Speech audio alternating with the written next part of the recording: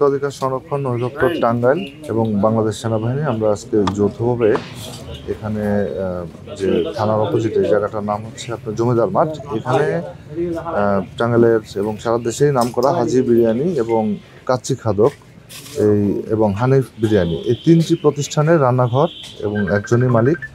ওনার এই যে রান্নাঘর যেখানে অবস্থিত, আমরা এখানে অভিযানে এসেছি এবং এখানে অভিযানে এসে আমরা এক কথায় ভয়াবহ কিছু চিত্র পেয়েছি, যেটা হলো যে আগেকার যেটা বিশেষ করে বাসি খাবার, এবং সেটা তারা নতুন করে সেটা নতুন খাবারের সাথে সেটা অ্যাড করে সেটা ভোক্তাদের খাওয়াচ্ছেন।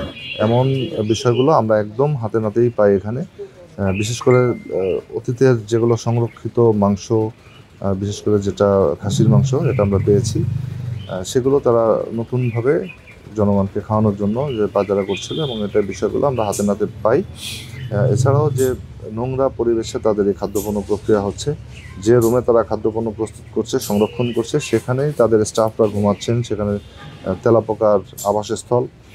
তো এক কথায় হচ্ছে খুবই অস্বাস্থ্যকর এবং নোংরা পরিবেশে তাদের এই খাদ্যপণ্য উৎপাদন এবং সংরক্ষণ তারা এখানে করছেন। আর বিশেষ করে এই পচা বাসি খাবার, এটা ভোক্তাদেরকে খাওয়ানোর যে অভিযোগ, এবং এই অপরাধে ভোক্তাধিকার আইন অনুযায়ী এই প্রতিষ্ঠানকে আমরা ভোক্তাধিকার আইন অনুযায়ী 2 লাখ টাকা জরিমানা করেছি, এবং তাদেরকে আমরা 1 মাসের সময় দিয়েছি যে এই রান্নাঘরটি এখান থেকে তারা অন্যত্র স্থানান্তর করবেন একটা নিরাপদ পরিবেশে, যেটা স্বাস্থ্যসম্মত হয়।